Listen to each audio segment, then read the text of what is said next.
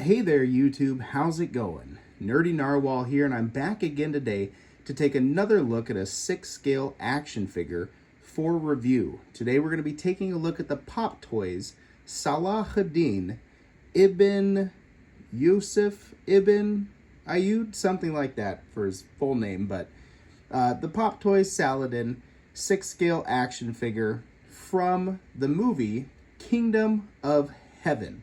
Now, this is an absolute beautiful piece of artwork to get into your 6-scale collection. I've been eyeballing it for quite some time. I'm excited now to finally have the piece, and I was able to get it at a pretty good deal, a price point that I'm pretty pleased with. So we're going to take a look at it. Let's dive on in. First of all, let's dive in and just get a feel for the aesthetic of this figure. He's covered in golden armoring with shining golden thread and beautiful rich fabrics. A very unique sword to get on a 6-scale shelf, and a unique armor in general. Aesthetically, this figure is absolutely beautiful. Absolutely beautiful. And very unique on a shelf full of Crusaders. Coup Model makes a whole lot of Crusader action figures, and it's pretty common to be able to find those and get a Crusader into your collection. I've taken a look on this channel before at some Hospitalers, but the Knights Hospital, but I have not really had the opportunity to take a look at anything from the other side of the Crusades. And there is just a wonderful artistry throughout this entire armor on display that is totally unique to that culture, the more Eastern, Middle Eastern type of thing. So it's cool to get that in. It's a unique splash of color to a shelf, and it's an absolutely aesthetically pleasing and beautiful figure. Now, Saladin was a sultan. He was a general, a sultan. He was a leader of men. Therefore, his armor is going to look a bit more regal. It needs to look quite a bit ritzier. And PopToys has definitely captured that, just as the designers for Saladin's costume in the movie Kingdom of Heaven were able to capture that. He's ready for war. He's ready for battle. He has the armor on. But there's flourishes, there's gold on the gloves, there's design work on each of those little tiny golden rivets, that plates in there. His helmet is etched and beautifully adorned. So, I'm gushing about it right now. There's inlay work on the cape. It's an absolutely beautiful piece. Aesthetically, this figure's a total win. Now, let's dive in and take a look at some of the accessories that come with this figure. Now, like I said, I got a really good deal on this piece. The reason for that being is because it was loose. It did not come with the original art box. That doesn't really bother me all too much. But a disclaimer, I guess, I'm not entirely sure if this figure is complete or not. It comes with all of the accessories that I was hoping to be able to have for display, so I'm assuming that it's complete. If not, it's close enough to complete for me to be happy with it. And so let's hop in. First, I'll talk about what I do not currently have on the figure, and that is this wonderful 6-scale sword right here. Let's see if we can get a little bit closer, refocus that camera. There we go. It has some design work going up through it, starting at the handle. Golden sword or golden handle, silver sword, steel. It's a very strong die-cast material that doesn't feel flimsy or like it will break at all. It's set in there very sturdy, and it's a unique little blade because it has those two little serpent's fangs kind of at the very top there. That is accurate to what he used in the movie. But I thought for the sake of having a unique figure like this on display, using that curved sword in display would be a little more my speed, just because I don't really have anything like it currently on display. That sword is going to come in this beautiful sheath. Even though this one's not quite as fancy as the sheath for his curved sword, it is still very regal with a lot of that pattern work and gold on the black wood look going through it. So, looks phenomenal. You really can't go wrong using either sword on display.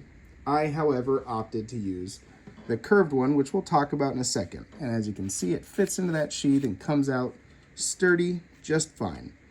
Have to shake it quite a bit to get it to even slide out that much. So it's not just going to be floppy and falling out everywhere. The only other items that I have that aren't currently on the figure is his right relaxed hand. You can sort of get a better look at that glove right there. Just pegs in, real simple. And a left gripping hand. So there we go. Let's look at that design work on the glove. Absolutely beautiful detail. Plenty of things to catch the eye. And now we'll come in a little bit closer to talk about some of the things that I currently have on the figure. Starting with, I want to talk about the sheath for that curved sword. Now I said that there was a regal look to the sheath for his straight sword, the scabbard, but it pales in comparison to this absolutely beautiful scabbard for his curved sword. Tons of fine detail, the blue jewels inlaid into it. It's phenomenal. It looks so good. And it is a sturdy enough feeling plastic to just sort of stick there and not have to worry about it. Now, I'm not a historian or master of medieval martial arts and weaponry, but I believe this curved sword would have more so been used from horseback. Let's see if I can get that. It's a tight grip on the hand, which is something I like. Would have been used more so from horseback, as it could create a really good cut from horseback. But let's get a look at that blade itself.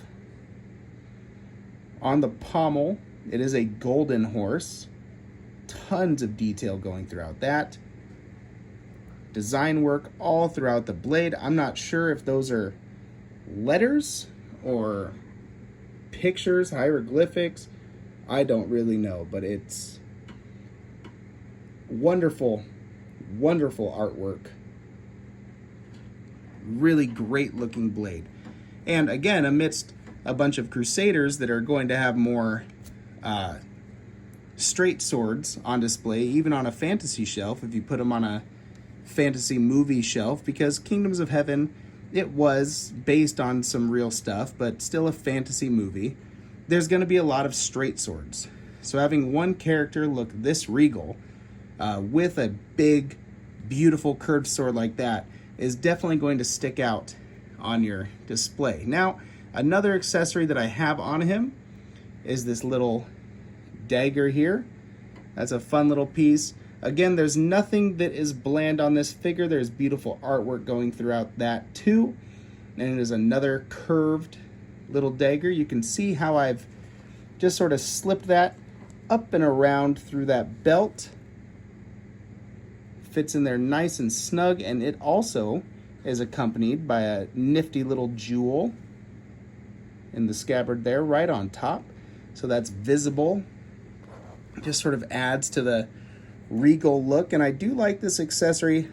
A small little knife like that could get lost on a figure this brilliant.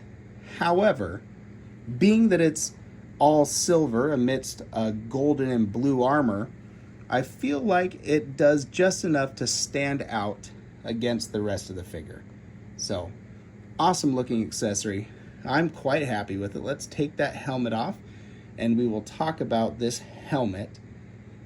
Now, we've already spoken about the beautiful design work going throughout it. That is a real chainmail sort of metal hanging off of it. I feel like in shipment, this piece got damaged a little bit. I think usually it's shown off in prototype figures standing away from the helmet a bit more, but this one's pretty flush against it. Not a real big deal to me. That's adjustable. Pretty neat. Not a big deal to me. It it covers up his nose just a little bit like it's supposed to. Still not a great helmet as far as protection goes, but I'm not sure how much frontline action a Sultan or a general, whatever he was during this point in time, would have gotten. So there's that absolutely beautiful helmet that he comes with. And finally, if you consider it an accessory, he's going to come with this cape. Let's see if I can get that cape off easily. It's gonna muss up that hair a bit, but that's all right. Let's push Saladin back and get a look at that cape. Just beautiful. Beautiful, beautiful. There is wiring going throughout it, just a very thin wire, but it's a very thin and lightweight cape. So you'll be able to get a little bit of posing with it just fine, but it's sort of the best of both worlds. It's giving us a little Hannah Montana action because it drapes really nicely too. And so for someone like me who doesn't want to muss with a wire too much, I can just stick that on there and he's going to drape just fine. The cape does have a hood to it, which, I don't know, it's mostly just going to be pulled back. I don't remember him wearing a hood all too often in the movies. Let's see if we can get close up on that. See some of the artwork on those clasp portions there. There we go, looks like a flower. Real good looking stuff. And I guess while I have the cape and that armor off, let's get into, oh, his hand's gonna pop off on me. Come on, jab it back on. There. Let's get into some more details on that outfit. So there appears to be on the underside of his arm here, just some cloth piece with some Arabic writing on it. Not entirely sure. I don't read that or speak that language, but just little tiny things that you're not going to notice all too often that really go into making this figure stand out as being the absolute beauty that it is. Now, if you've had the PopToys Brave Samurai Ujio, you kind of know what to expect from this armor, because each one of these little plates here is real metal and also woven in to the cloth underneath it. So that armor has a really good flex to it, as well as an aesthetic, as opposed to if this were just one solid hard piece sculpted to look like a bunch of small individual plates. Yeah, PopToys just nailed it. Look at the little gold trimming on that collar in there even. Everywhere where they could just inject a little bit of detail, they've managed to do it. Let's put everything back on. That's not going to be too much of an effort. It's really a relatively low fuss figure in terms of doing any sort of futzing at all. It doesn't take much. That hair would probably be the biggest bit of beef that I have, even though that hangs naturally quite nicely on him. But again, that hair, at least for me, is going to mostly be obscured and pushed down by that helmet. One thing to note, that helmet doesn't really suction or stick onto the figure quite as tightly as I might have hoped that it would. See, it's just going to be kind of loose and wiggly at the top there. But you stick it on there, it looks good. And that's really all you need, I guess. So as far as accessories go, this guy is not necessarily stacked, but he comes with 2 swords, beautiful outfit, beautiful helmet, cape, a dagger. I'm really happy with all that. The only other thing that I might ever have him on display with, if he came with it, would be a chest with fresh mountain ice. That was a pretty great little flex from this character in that movie when he offers the opponent some fresh mountain ice so he can drink ice water out there in the middle of the desert. Pretty big flex for the 1200s, 12th century conflict type of stuff, but he doesn't, and I don't really need it. There is an exclusive or deluxe edition that's going to come with a very ornate throne. Now, I don't need that either. This is a pretty cool figure. I wouldn't want to pose him just sitting down. That would feel like a bit of a waste to me. but I'm sure it looks awesome on display if you do opt to get the big Mamma Jamma and have this guy and his throne. All right, let's hop now into articulation. Now, this is a cool medieval looking type of character with swords. So it's definitely somebody who you're going to want to be able to articulate while he's on your shelf.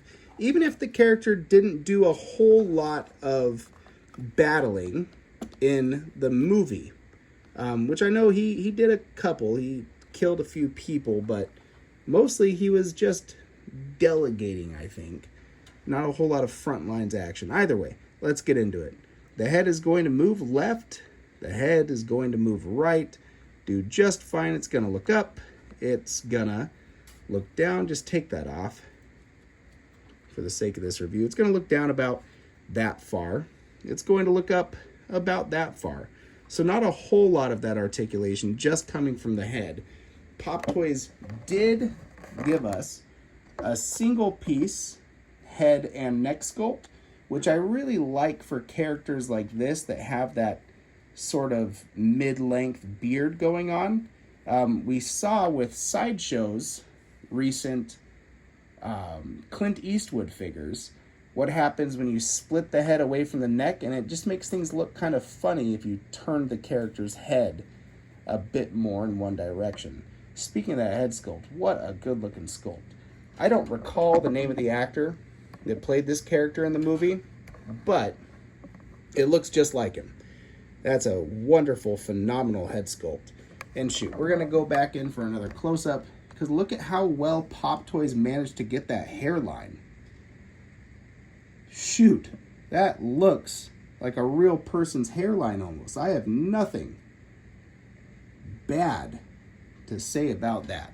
So they nailed the sculpt. Back to articulation.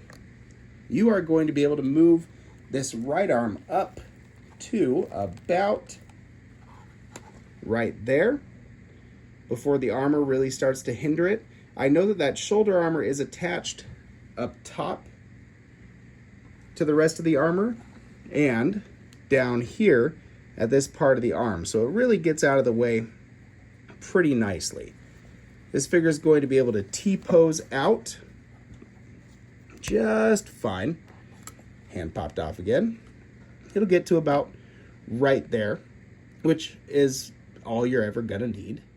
There we go. I took a moment off camera to really wedge that hand back on there. I don't think I had it sitting fully flush onto the peg. Anyways, he's going to have a fantastic double jointed elbow, which is gonna get you almost to the point where he can scratch his own shoulder. That is a great amount of articulation from that elbow, and that's going to help you get into any action sword holding poses that you could really want. Now, the wrists, bringing the figure in even closer now, the wrists, on the other hand, are going to be hindered by those hard plastic long gloves. Now, it is your average 6-scale wrist peg, but you're not going to get much up or down out of that. You're not going to get a whole lot of hinge. You're going to get plenty of swivel, though, and that doesn't bug me too much, especially figures with die-cast weaponry like this. Even though these are very well made and light enough accessories, over time those wrist pegs, they can wear down. So I don't mind having the hand supported against the actual forearm of the figure by those hard plastic gloves. Let's pull that sword out. It sure sits snugly in there, and get it right back into his hand, because he just looks so good holding on to it, and he holds it so well. There we go. Awesome. Getting into the torso, you're not going to get too much crunch out of that diaphragm, but you will get a bit thanks to the construction of this armor, how those are all individual plates. But still, it's just a thick cloth piece underneath these plates, as well as more cloth from his robes that he's wearing. So that's going to hinder that diaphragm crunch a little tiny bit. Let's see how far that guy can kick out. He will kick out plenty far, just about 90 degrees from his body. And I'm just now noticing, thanks to the reflection of the light, that there's even some patterning on the black pants. That is great. he's got a great double jointed knee, which is going to be relatively unhindered by any of the fabrics. And that's going to be your standard 6-scale ankle, which is going to pivot side to side, give you plenty of swivel up and down. You can do just about anything with this figure that you could conceivably want to. Now, it's largely thanks in part, get down, to those wonderful, I don't think they're real leather, but they feel like a high enough quality pleather to where it's not just going to deteriorate and go to shit all too quickly. Boots that PopToys has given him, with those white soles underneath and those curvy toes. This guy definitely just has a whole vibe to him of Middle Eastern fashion and artistry from that century. I don't know how accurate the outfit is, but he just looks great, especially next to more contemporary European counterparts on that shelf. Just reeks, absolutely reeks of regality and fanciness. It is a beautiful, beautiful figure. And as we just saw, it can be displayed and posed really stinking well. All those joints are super tight and allow you to get some absolutely exceptional poses. I tend to go for more of a museum pose in my collection, but there's nothing stopping you from getting this guy into some deep, deep battle stances, which I think is pretty gosh darn sweet, especially if you're going to do some photography with it. All right, I guess there's nothing much left to do except for deliver some closing thoughts on this figure. Ultimately, I'm super pleased with it. It took me a while to hunt it down, and there was some waffling as to whether or not I would get it. It's caught my eye since before it released, but the $400 some odd price tag that he goes for is a really hard pill to swallow. So when I found this guy pretty close to complete and just without the box, I don't honestly care too much about my boxes. You get a couple hundred figures and eventually those boxes start to just bog you down. When I found it without the box for around $250, $150 to $200 off, I absolutely jumped on it. And I'm really glad that I did, because it's a great figure. And if you know PopToys, you know that you're getting some great quality pieces from them. You're not really taking a gamble. I feel like sometimes even purchasing from Coup Model is going to be a gamble with a 6-scale figure, whereas PopToys is pretty darn consistent. So anytime you can get one of those under $300, jump on it. That said, even at the asking price of around $400, which is what you're going to be able to find them for from, I think, pretty much all retailers, whether they're on eBay or on their own website, that's still worth it. I mean, this is a great, great figure. It has a lot to offer in terms of shelf presence and just overall aesthetic to any display. So yeah, if you're on the fence about this, I say go for it. If you have the money to burn, or do what I did, just be really patient and stay on the hunt. It is a buyer's market right now, so you're bound to find one for a good deal, just like I did eventually. Some seller who has an inventory of 5 of them and is just sick of having them, maybe they drop the price down to $350 or even $300, and shoot, it's a no-brainer at that point. Pick the darn thing up, because it's an awesome figure. Again, I don't know too much about the history of this guy. What I do know is that he seems to be a pretty largely romanticized and well-revered leader of the Muslim army back during the Crusades, and the whole story of Kingdom of Heaven when he retakes Jerusalem, and spoilers, he allows all the Christians safe harbor to Christian lands instead of sacking the city and just slaughtering everybody. It's a pretty cool little story. Now, he was a king, he was a ruler, and he didn't come from much, and I know that there is some Game of Thronesy things going on in terms of how he was able to amass so much power, but ultimately he's a pretty cool historical figure, able to ally all of these separate factions of his people under him and retake Jerusalem for a little while during the war. He's a cool character. He's a cool character from history. So it's fun to have an action figure of him. And again, it's fun to have things like that curved cavalry sword that you don't get all too often in 6 scale. There's also a really cool story of this guy, Richard the Lionheart, who he was engaged in war with. Richard the Lionheart was a nearly unbeatable foe. He really commanded a strong army, and both of these guys had a whole lot of respect for one another. And when Richard the Lionheart got sick, Saladin didn't press the action. Saladin actually offered his doctors to go and help mend Richard the Lionheart, and they did. And that was even to Saladin's detriment. He ended up losing a big battle because of that, whereas he could have pressed the attack while Richard was sick, and he could have I don't know what would have happened, but that's not what happened. So that's another cool story from history, and whether that's absolute reality or if that's more so mythology or fable at this point, I don't mind too much either way, because it's just a pretty cool thing. And ultimately, I have an awesome historical fantasy figure on the shelf, which you guys know is what I'm all about. So anyways, that's gonna just about do it. If I've missed anything with this review, or if you have any questions or anything that you'd like to see about the figure, feel free to drop me a comment, and I will get back to you. I'll respond, or I'll make a short, or do something to help you answer that question, because ultimately why I'm here is to help you decide if this figure is worth your money or not.